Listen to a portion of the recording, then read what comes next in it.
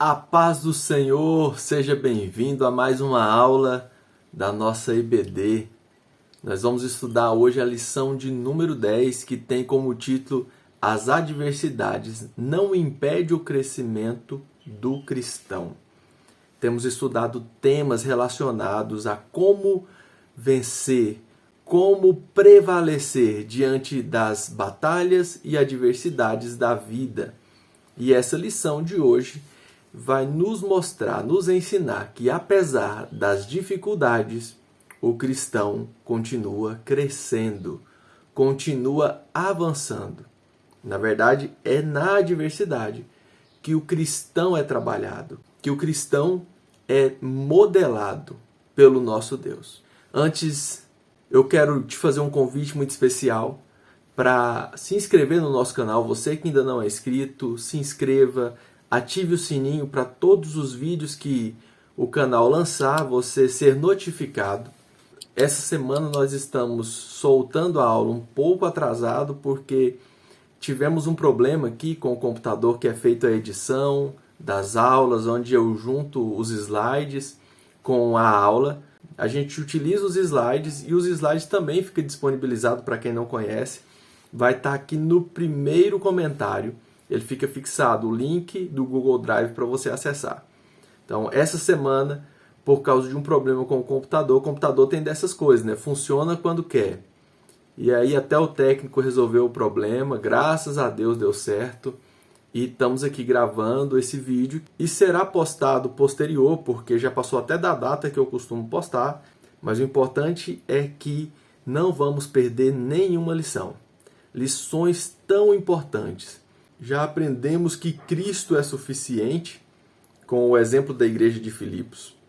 Cristo é quem nos fortalece diante das adversidades. Já aprendemos também a importância da ação do Espírito Santo, a importância da oração, tantos temas maravilhosos que estudamos. E a lição de número 10 também tem uma relevância muito grande, porque sabemos que vivemos no mundo onde o nosso Senhor nos alertou: no mundo tereis aflições. E diante dessas tribulações nós vamos aprender, vendo o exemplo da igreja da cidade de Tessalônica, os tessalonicenses, como eles avançaram, mesmo diante de um cenário muito difícil, um cenário de perseguição. Nós vamos ver que o nosso Deus trabalha e edifica o seu povo, edifica a sua igreja, mesmo na adversidade. Como eu disse, o tema da nossa lição é As adversidades não impedem o crescimento do cristão. O nosso texto áureo, que é o texto valioso, o texto de ouro, está na segunda carta de Pedro, capítulo 3, o verso 18, que nos diz assim: Antes crescei na graça e no conhecimento de nosso Senhor e Salvador Jesus Cristo. A Ele seja dado a glória, assim agora como no dia da eternidade. Amém. A importância do crescimento. Crescimento em conhecimento, em graça no nosso Senhor. A verdade aplicada nos diz que as adversidades são métodos pedagógicos de Deus para o crescimento do crente. Os objetivos da lição são explicar o contexto de Paulo em Tessalônica, apresentar as ações de Deus em meio às adversidades, ensinar que o crescimento espiritual vem com as adversidades. O nosso texto de referência se encontra na primeira carta aos Tessalonicenses, capítulo 1, o verso 7 ao 10. De maneira que foste exemplo para todos os fiéis da Macedônia e Acaia, porque por vós soou a palavra do Senhor, não somente na Macedônia e Acaia, mas também em todos os lugares a vossa fé para com Deus se espalhou, de tal maneira que já dela não temos necessidade de falar coisa alguma, porque elas mesmas anunciam de nós qual a entrada que tivemos para convosco, e como dos ídolos vos convertestes a Deus, para servir ao Deus vivo e verdadeiro, e esperar dos céus a seu Filho, a quem ressuscitou dos mortos, a saber, Jesus, que nos livra da ira futura.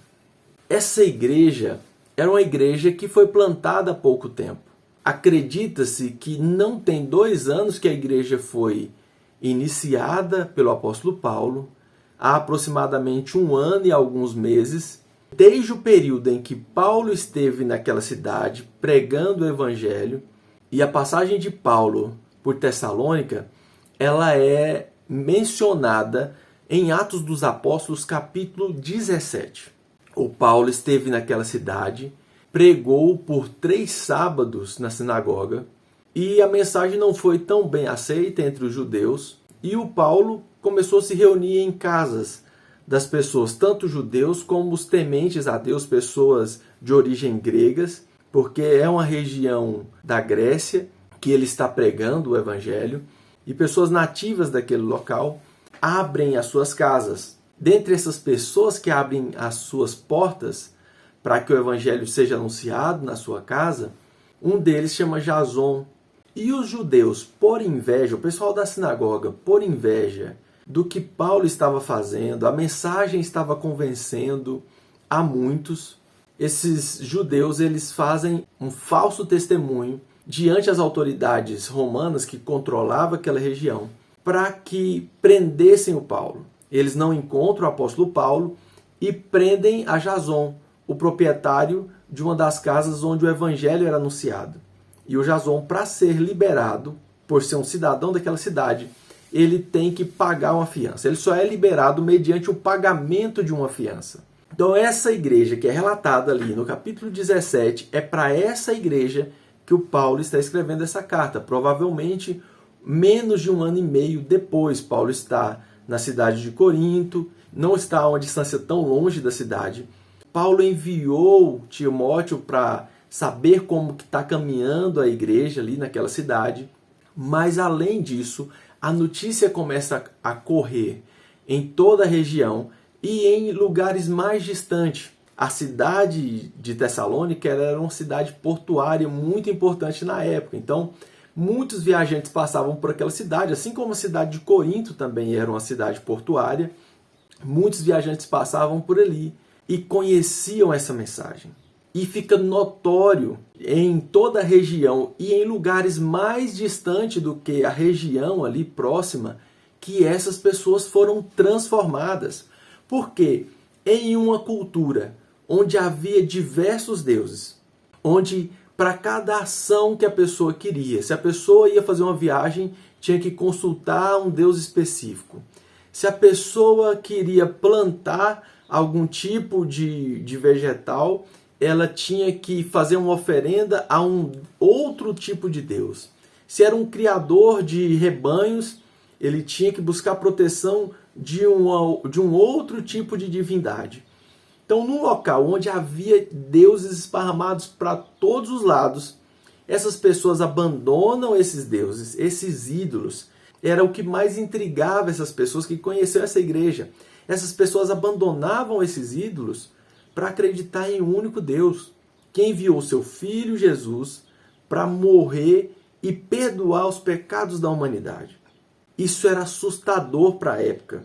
As pessoas começam a divulgar isso. Olha, passou um cara lá na cidade de Tessalônica e começou a falar de um único Deus, que só existe um único Deus, e as pessoas têm aderido a esse único Deus. E o mais interessante é que realmente parece que a vida dessas pessoas mudaram.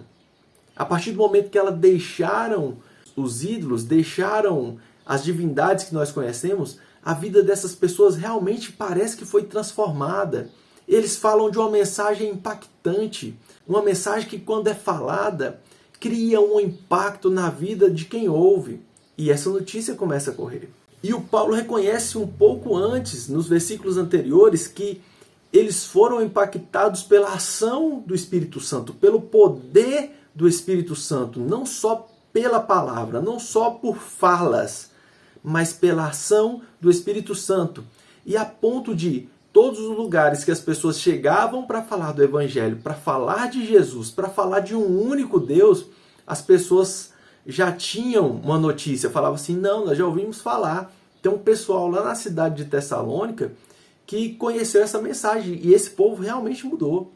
Houve uma transformação muito grande. A gente quer ouvir mesmo sobre isso. Como que é esse negócio aí que vocês estão anunciando? Então essa igreja teve uma importância muito grande para a época. O evangelho está chegando na Macedônia, na Grécia, que é a entrada do evangelho na Europa. Um pouco antes, no capítulo 15, o apóstolo Paulo tem uma visão onde um moço fala, passe a Macedônia e venha nos ajudar. Então é o momento em que o evangelho está chegando na Grécia, está chegando na Europa, no continente europeu, e o testemunho desses irmãos tem uma força muito grande. Agora, lembrem bem, a igreja é marcada por uma perseguição muito grande. Paulo chega a mencionar na carta que alguns irmãos chegaram a morrer. E é muito provável que ele está falando de morte por perseguição. Né? Não se trata de morte natural. A gente vê o Jason logo no início da igreja. Paulo nem teve tempo para explicar muitas coisas. É tanto que ele utiliza a carta. Se os irmãos prestarem atenção, ele utiliza a carta para falar sobre a esperança futura, a esperança do porvir, sobre a vinda de Cristo, sobre eventos futuros, porque ele nem teve tempo de explanar assuntos tão importantes como esse. Mas essa igreja, apesar da dificuldade que enfrentou no início, ela teve uma importância muito grande. E a gente precisa aprender com isso. Mesmo quando a perseguição é acirrada contra nós, quando nós perseveramos, diante das perseguições, diante de problemas, diante de enfermidades, diante de situações que muitos desistiriam, é através do testemunho de quem persevera que o evangelho é propagado, que o evangelho é anunciado e vidas são transformadas através desse tipo de mensagem, desse tipo de persistência. Amém? Depois dessa rápida introdução, nós vamos à nossa lição, ao comentário da lição. O primeiro tópico da lição, o bispo Samuel Ferreira, que é o comentarista da lição, ele traz para nós a chegada do evangelho em Tessalônica. E essa chegada, ele trata aqui no subtópico 1.1 como uma oportunidade e adversidade. O evangelho estava chegando naquele continente e era um momento de oportunidade. Anfípolis e Tessalônica eram as capitais mais importantes da Macedônia. A cidade de Tessalônica possuía em torno de 200 mil habitantes, 10 vezes a mais do que a média das cidades antigas. Então, enquanto as outras cidades tinham aí aproximadamente 20 mil habitantes, já era uma cidade muito grande, a cidade de Tessalônica tinha aí aproximadamente 200 mil habitantes. Tessalônica era uma cidade livre, autogovernada. Sua população era composta de gregos, oriundo do paganismo e de judeus. Tanto Paulo como Silas viram na cidade uma oportunidade ímpar para pregar o evangelho. Paulo pregou durante 3 sábados seguidos na sinagoga. O crente deve perceber, através dos olhos da fé, que os campos já estão brancos para a colheita. Eles chegam na cidade, eles veem uma cidade muito grande, uma cidade movimentada, e encontram ali, o Paulo e o Silas percebem naquele local uma oportunidade de propagar o evangelho. E a gente vai perceber na carta escrita mais de um ano depois que a estratégia deu certo.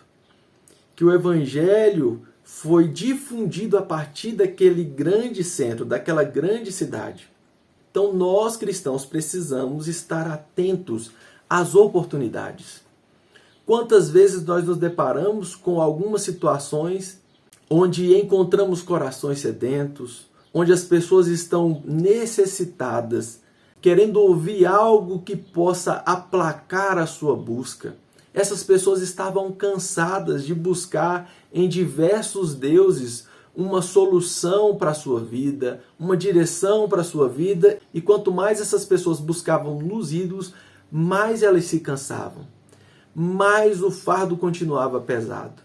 E no nosso cotidiano existe muitas pessoas assim, que estão à nossa volta, que precisam ouvir a palavra de Deus, que precisam ser impactados pela palavra do Evangelho, e nós precisamos perceber essas oportunidades. Os lugares onde há oportunidade de anunciarmos o Evangelho, de falarmos de um Deus que é capaz de mudar a história do ser humano, que é capaz de transformar a vida do ser humano, de perdoar pecados e transformar a vida do pecador. O subtópico 1.2 fala do esforço e providência.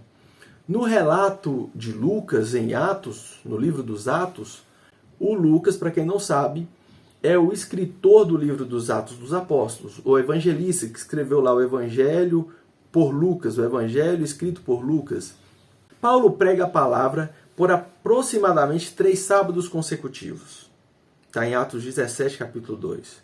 No entanto, Paulo afirma que teve que trabalhar para se manter. É bem provável que ele tenha ficado na cidade por mais de um mês pregando o evangelho aos convertidos. Isso depois da sinagoga, depois de falar na sinagoga, ele passou mais um tempo na cidade.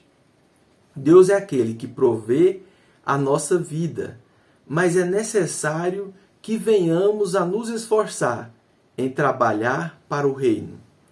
Um ministério vitorioso e próspero é resultado de uma vida de trabalho, dedicação e excelência. Na aula anterior, quando Paulo escreve a carta aos Filipenses, o Paulo também destaca que ele passou por diversas dificuldades e ele fala que está acostumado a passar por dificuldades. E basicamente o que a gente encontra na vida de um missionário do início da igreja eram pessoas que decidiam sair para pregar o evangelho e não havia uma igreja para mantê-los. Às vezes algumas igrejas tiravam a oferta e enviavam em situações muito pontuais. Na maior parte do tempo essas pessoas precisavam de um trabalho. Paulo era fabricante de tendas e ele utilizava desse seu trabalho para se manter. Então, enquanto ele negociava, enquanto ele fabricava, ele estava provendo o seu sustento, também era um meio dele alcançar outras pessoas. Há algumas pessoas que foram alcançadas mediante o contato que Paulo tinha profissional com essas pessoas. E dessa forma também ele conseguiu o seu sustento para se manter. No tempo que sobrava vago, ele tirava para ir à casa dos irmãos, provavelmente à noite. No sábado, que era o dia que ele não trabalhava, ele ia nas sinagogas por onde ele passava. Mas nós percebemos que a vida de quem se dedica ao reino é uma vida de muito trabalho. Quem ingressa no ministério achando que vai ter uma vida fácil, uma vida de facilidade, provavelmente vai se frustrar. Porque anunciar o evangelho, vida dedicada ao reino, depende de esforço, depende de muito trabalho. E o Paulo deixa isso muito claro na carta a esses irmãos. Tanto nessa carta, como em outros escritos a outras igrejas, ele deixa sempre claro que ele sempre trabalhou. Com essa atitude de Paulo aqui, não quer dizer que quem trabalha na obra não deva receber nada. Quem trabalha na obra é merecedor do seu salário, é digno do seu salário. A questão era que naquela época era muito complicado, não existia um sistema financeiro onde você pudesse enviar um dinheiro para alguém. Às vezes a igreja queria mandar alguma oferta para Paulo, alguma das igrejas, ou a igreja de onde ele saiu, de onde ele foi enviado, desejava ofertar na vida do Paulo, mas era difícil de localizá-lo. Era tudo muito mais difícil. Mas a gente precisa entender que mesmo com a dificuldade, mesmo com empecilhos que tentam dificultar o nosso trabalho, Deus honra cada atitude que a gente tem. Cada atitude que a gente tem em prol do Evangelho, em prol do reino de Deus.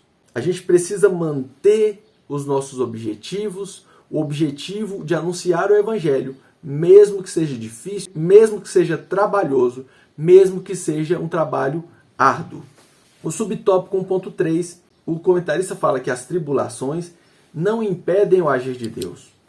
Mesmo após muitas pessoas se converteram ao Evangelho em Tessalônica, a Bíblia nos informa que muitos judeus, por sentirem inveja dos cristãos, foram à casa de Jason, onde Paulo e Silas estavam hospedados, para prendê-los. A multidão perseguiu os apóstolos de tal forma que eles tiveram que sair escondidos durante a noite da cidade. E esse é o motivo que Paulo escreve a carta para orientar os irmãos da igreja de algumas coisas que ficaram sem orientação. O tempo foi pouco. Ninguém pode impedir o avançar do reino de Deus e da igreja, pois a palavra é como uma semente. Mesmo essa igreja sendo perseguida naquele momento, mesmo o apóstolo tendo que sair na madrugada, escondido, para salvar a sua vida e dessa forma ele poder pregar em outros locais, posteriormente, a semente foi plantada. Toda semente plantada, se for bem cuidada, se for regada, ela cresce. E o evangelho, quando anunciado, é como uma semente. O apóstolo Paulo, quando escreve a carta aos Coríntios, diante de algumas preferências da igreja, ele cita que alguns plantam, ele fala, eu plantei, o Apolo regou, mas Deus deu o crescimento. Mesmo quando a gente olha para uma situação e fala assim, mas aqui eu falei, em tal lugar eu falei, parece que não teve resultado, de imediato as coisas travaram, eu tive que sair e parece que não ia dar certo. Quem faz, quem transforma, quem muda, quem age no processo é o Espírito Santo de Deus. E sabendo disso, nós não podemos ser omissos. Nós precisamos falar. Nós precisamos anunciar, porque a semente fica plantada e ela produzirá frutos. O tópico 2, nós vamos entender como cumprir a missão em meio à adversidade. A grande perseguição em Jerusalém é o primeiro subtópico. A Bíblia afirma em Atos 8 que a grande perseguição se levantou contra a igreja em Jerusalém. Não obstante, devemos nos atentar que tal perseguição aconteceu como um despertamento de Deus para a sua igreja. Podemos observar que Jesus foi guiado pelo Espírito ao deserto para ser tentado pelo diabo. Jó foi tentado pelo diabo com a permissão de Deus. As provações acontecem em nossas vidas para nos ensinar e nos transformar. Nós somos edificados, nós somos trabalhados em meio às dificuldades. É em momentos de dificuldades que Deus trabalha na sua igreja, que Deus trabalha na vida do cristão. O exemplo da igreja de Jerusalém deixa isso muito claro. Os cristãos receberam o Espírito Santo em Jerusalém. O número das pessoas que aderiam à mensagem do Evangelho, que estavam aceitando a Jesus como seu único Salvador, tinha aumentado de uma forma exponencial. E estava tudo muito bom. Ninguém sairia daquele local para outras cidades. As pessoas não sairiam dali se não houvesse uma perseguição naquele momento. E foi uma permissão de Deus, a perseguição naquele instante, para que eles saíssem para Samaria. Quando a gente lê o relato de Atos, nós percebemos uma ação da igreja em Jerusalém, e logo depois nós vamos ver o Felipe em Samaria, pregando ali na região mais próxima. E na sequência nós encontramos o apóstolo Paulo anunciando em locais geograficamente mais distantes de Jerusalém, se cumprindo o que Jesus havia ordenado aos seus discípulos, pregar em Jerusalém, Samaria e até os confins da terra. E o Atos dos Apóstolos, nós percebemos esse desenhar de uma forma gradativa. É claro que chegou um momento que o evangelho estava sendo pregado em todos esses lugares simultaneamente. A igreja havia se organizado através de uma ação do Espírito Santo, de forma que havia pessoas falando do evangelho em vários lugares. O subtópico 2.2, nós vamos ver os Tessalonicenses, exemplos de fidelidade. Paulo afirma em 1 Tessalonicenses 1, do 4 ao 7, que os Tessalonicenses se tornaram exemplos para os irmãos, tanto da Macedônia quanto na Acaia. Eles se tornaram dignos de serem imitados, pois apesar do sofrimento, eles receberam a palavra com alegria e se tornaram imitadores do apóstolo, assim como ele era do Senhor. A igreja dos Tessalonicenses também é um exemplo de igreja que conseguiu cumprir a sua missão, que conseguiu entender a mensagem do Evangelho e passar esse testemunho para toda a região e para lugares mais distantes ainda do que a região ali, mesmo diante da perseguição, mesmo diante do trabalhar das autoridades tentando impedir o Evangelho, tentando impedir a mensagem do Cristo ressuscitado. E essas pessoas se tornaram imitadores do apóstolo Paulo, que era um imitador de Cristo. E quando eles se tornaram esses imitadores de Cristo, imitadores do apóstolo Paulo, ficou nítido para as pessoas que conheceram aquelas pessoas que havia tido uma transformação muito grande. E essas pessoas perguntavam: o que aconteceu com esse povo? Essas pessoas são diferentes, essas pessoas estão diferentes. E a notícia corria. Passou um moço aqui, um judeu, chamado Paulo, e esse moço começou a pregar a esse pessoal aí, falando de um único Deus, falando de um moço da Galileia que foi crucificado e ressuscitou, e essa notícia foi correndo. O natural é, diante de uma perseguição, as pessoas se esconderem, as pessoas não quererem mais falar daquele assunto, mas essas pessoas foram transformadas pelo Evangelho. E quem tem a vida transformada não consegue se conter, não consegue ficar calado diante de tamanha transformação que aconteceu na sua vida. Quem vê algo que é maravilhoso, que é espantoso, não consegue ficar calado. É como você ler um livro ou assistir um filme e aquilo é tão impactante, é tão interessante, que você, ao ver um amigo seu, você quer falar sobre aquilo. Você encontra um bom local, um bom ambiente para ir jantar, um bom restaurante, quando você encontra o seu amigo que você sabe que gosta de comida, vamos supor alguém que gosta de comida japonesa. Você vai num local que serve uma boa comida japonesa, o atendimento é bom. Quando você vê o seu amigo, você fala: rapaz, eu descobri um lugar que você precisa conhecer. E esses irmãos estavam nessa condição. O Evangelho havia impactado a vida deles. E ao serem impactados, eles não conseguiam se conter, eles propagavam essa mensagem e a mensagem foi caminhando e atingiu toda aquela região em um período de aproximadamente um ano. Quem tem a vida impactada pelo Evangelho não consegue ficar parado diante das prisões que estão acorrentando vidas. Foi assim com a igreja de Jerusalém e foi assim também com os irmãos da cidade de Tessalônica. O subtópico 2.3 fala fé operante, amor operante. Ainda ao falar aos Tessalonicenses, Paulo evidencia 3 qualidades daquela igreja. A fé que gera obras, fé é fidelidade e atitude, assim como a fé, o amor de Deus, que é derramado em nossos corações, desperta em nós o desejo e a vontade de fazer a obra de Deus. E por fim, a esperança paciente, que juntamente com as outras virtudes são consideradas pelo apóstolo Paulo virtudes teologais. São virtudes que a igreja precisa trazer consigo, precisa ter no seu meio. Fé capaz de gerar obras, capaz de ser visível. Quando nós só falamos que acreditamos é uma coisa, outra coisa é quando as pessoas conseguem enxergar o nosso jeito de viver. As nossas atitudes devem ser uma expressão da nossa fé. Eu acredito e as pessoas que estão à minha volta conseguem ver na minha atitude que eu realmente creio, porque a minha atitude é compatível com alguém que crê no Evangelho, que se diz seguidor do Cristo. Amor. Amor é a característica que Cristo expressou durante todo o seu ministério. Foi por amor que ele deixou a sua glória e veio morrer no meu e no seu lugar.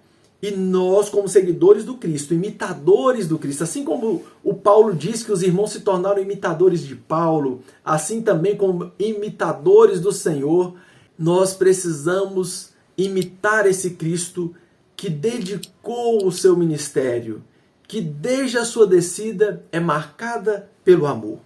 A igreja precisa ser o lugar onde as pessoas que estão marcadas apenas pelo interesse que o mundo pauta os seus relacionamentos em interesses, em ódio, em rancor, em disputa. A igreja é o lugar onde as pessoas chegam e sentem o amor de Deus através da própria igreja, da ação da igreja, e dessa forma também conhece o amor do Cristo, o amor de Deus. E a esperança, porque nós sabemos que as adversidades, que as tribulações que enfrentamos aqui são passageiras. A eternidade nos espera, a eternidade nos aguarda, e as pessoas precisam ouvir essa mensagem de esperança, precisam conhecer essa esperança para vencer, para romper com o dia mau, com a dificuldade do dia mau, com a dificuldade que encontramos nessa vida, que encontramos aqui nessa vida terrena. A esperança é a marca da igreja. Nós sabemos que toda adversidade, ela é momentânea e é pequena diante da glória que há no porvir, nos esperando. O tópico 3, nós vamos ver as adversidades como ferramentas de crescimento e fidelidade. É na adversidade que permanece quem realmente resolve, se dedica e quer ser fiel. É na adversidade que quem apenas veio por causa de movimento, por causa de empolgação, não resiste e sai, e abandona a fé, e desiste. E quem permanece, cresce. Toda a adversidade, ela produz crescimento. Quando a gente passa pela adversidade, pelas adversidades que Deus permite que nós passamos, ela gera crescimento em nós. Foi assim com a igreja primitiva, foi assim na vida dos patriarcas da fé. Cada vez que nós nos encontramos no meio de um problema, é uma oportunidade de exercitarmos a fé. E eu vou te falar, meu irmão, quando vem alguma coisa muito difícil, alguma situação muito complicada, eu já falo com minha esposa, meu bem, Deus está preparando algo, Deus está querendo gerar em nós experiência, e todas as vezes Deus entra com provisão.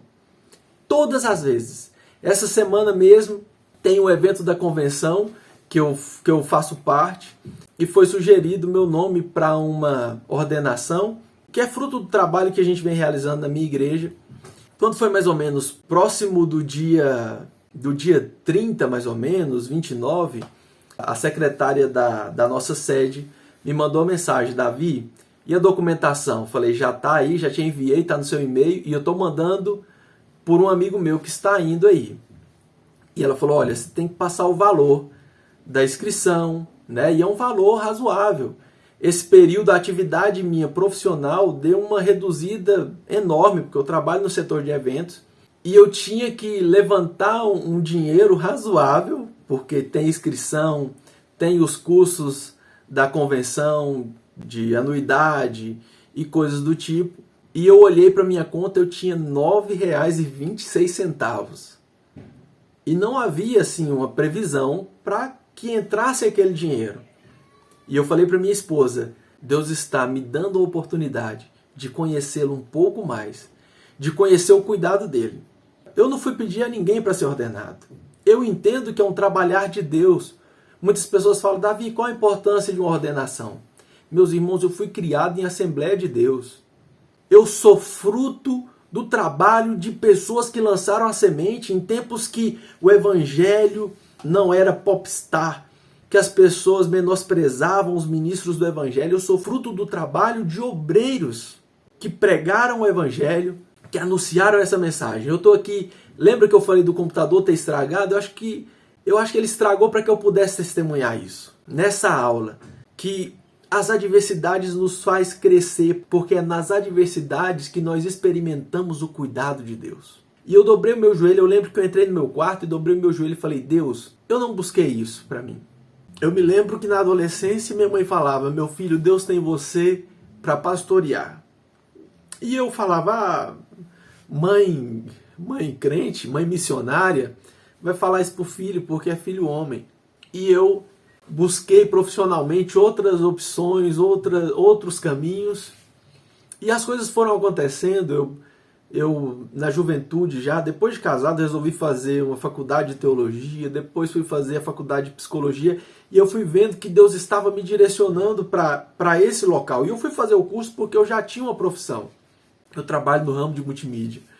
E aí, quando foi bem recente, em um período de diálogos com Deus, de tempos difíceis, de adversidades, Deus falou comigo: tua mãe tem 4 filhos homens, você é o único?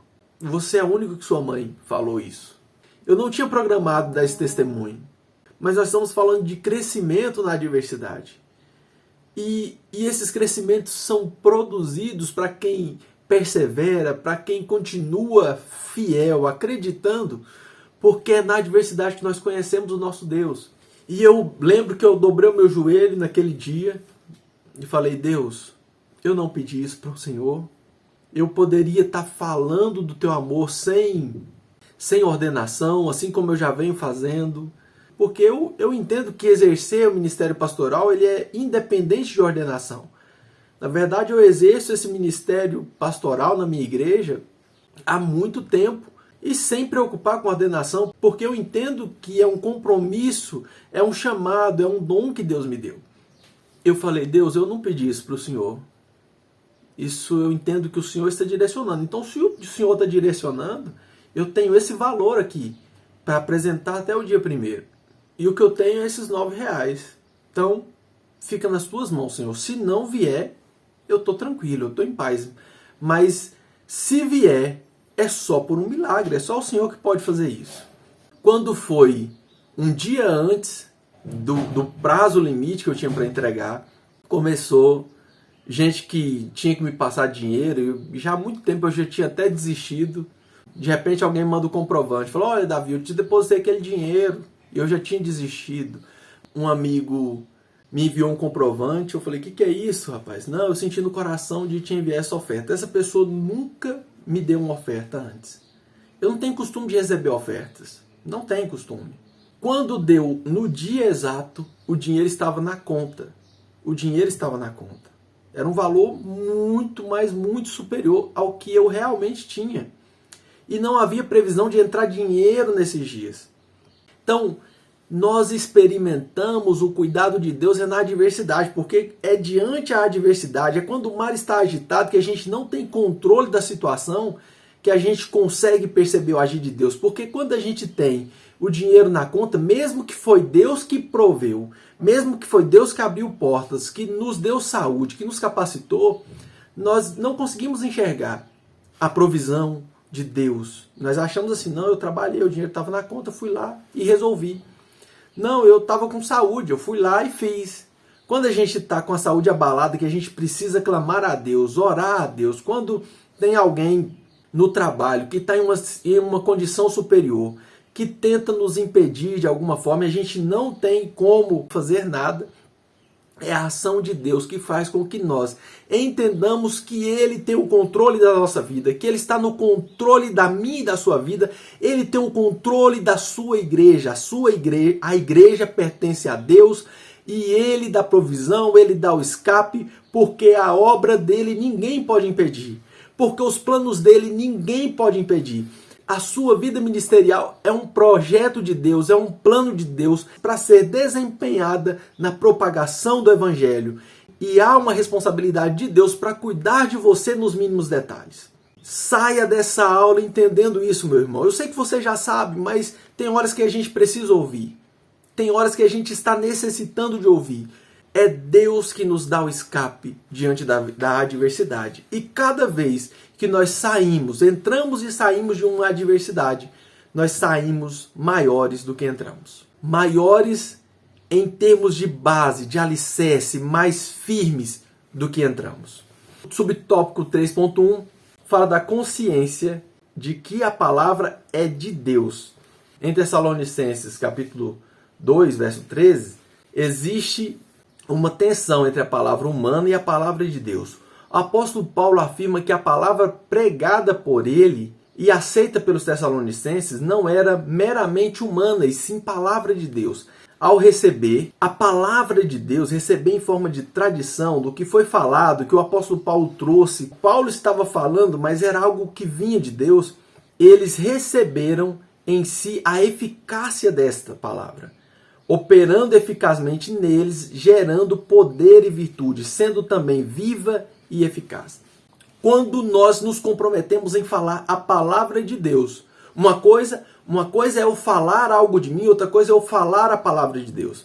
Nós precisamos ter em mente que precisamos falar a palavra de Deus, porque Deus tem compromisso com a sua palavra.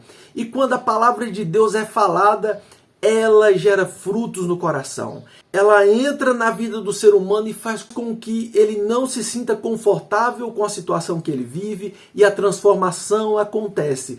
A transformação, quando a palavra falada é palavra de Deus. E nós precisamos ter essa consciência que é a palavra de Deus que transforma.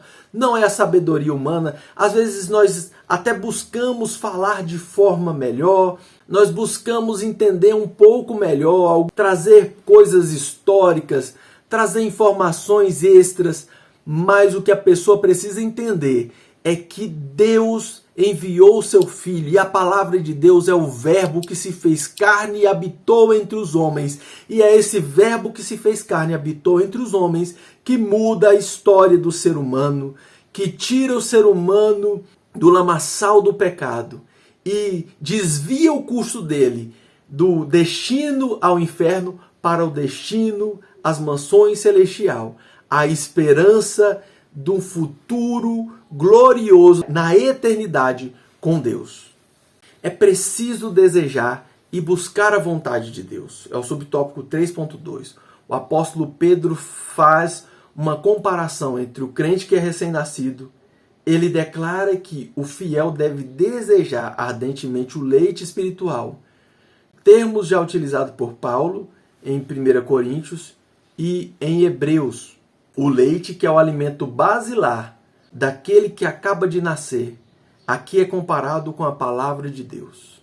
Assim como um recém-nascido deseja, necessita de um alimento, do leite, que é o alimento basilar, é a base do alimento de um recém-nascido. Assim é a palavra de Deus.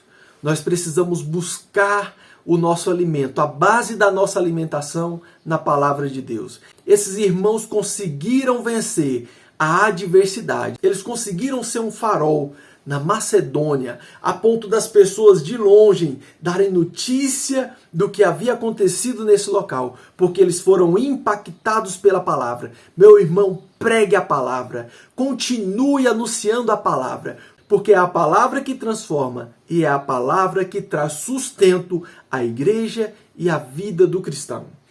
É preciso saber lidar com o sofrimento. Subtópico 3.3. Os crentes em Tessalônica sofreram por amor ao Evangelho. No entanto, eles permaneceram firmes diante das adversidades. O apóstolo Paulo também afirma que não devemos nos atentar para as provações, pois elas são pequenas e passageiras. Logo seu espírito se renova diariamente, pois as tribulações do tempo presente não são de se comparar com a glória que há de ser revelada. Se há algo que o cristão sabe, é que nós passamos por tribulações, que nós passamos por sofrimento. Às vezes a tribulação vem dentro da nossa família, dentro da nossa casa, no ambiente de trabalho. Muitas vezes se levanta pessoas dentro da própria igreja, no ambiente em que é propagado a mensagem do Evangelho. Tem pessoas que se deixam ser instrumentos de Satanás para atrapalhar a vida do irmão. Mas nós cristãos, nós servos de Deus, servos do Cristo, que fomos alcançados pela mensagem do Evangelho, precisamos ter a consciência que todo sofrimento aqui, ele é passageiro. Que o Espírito Santo renova as nossas forças, é Ele quem nos renova. A palavra de Deus nos dá esperança. A palavra de Deus nos dá base para suportar o dia mau. E o mais interessante é que a igreja de Tessalônica, um dos motivos da mensagem ir tão longe era porque mesmo diante da perseguição, Esses irmãos continuavam firmes e as pessoas não conseguiam entender como assim esse povo é perseguido, esse povo tem morrido pessoas do grupo deles por causa de acreditar nessa mensagem e eles não desanimam. Porque o cristão tem essa convicção. O que há reservado para o povo de Deus, para quem aceitou Jesus como Salvador, não se compara com o que enfrentamos aqui. O detalhe é que o ímpio também, quem não conhece a Deus, quem continua no pecado também passa por adversidades, passam por dificuldades, só que a diferença é que eles não têm o Consolador e nós ainda temos o Consolador. Nós temos quem nos auxilia, nós temos quem nos direciona. Então, meu irmão, continue firme, mesmo que o dia seja difícil, mesmo que as coisas estejam complicadas, mesmo que a perseguição ou que algumas pessoas tentam tramar para te parar, tentam te impedir de alguma forma, continue firme. Porque quem continua firme, vence e cresce. Meu irmão, muito obrigado por você ter ficado até aqui. Tenha um ótimo final de semana, que Deus te abençoe. Você que vai ministrar a aula no domingo, que a sua aula seja como uma flecha nas mãos do guerreiro. Fale a palavra, fale dentro da palavra e tenha certeza que a semente será plantada e que vidas serão edificadas através do que será ministrado na EBD. Um abraço e fiquem na paz.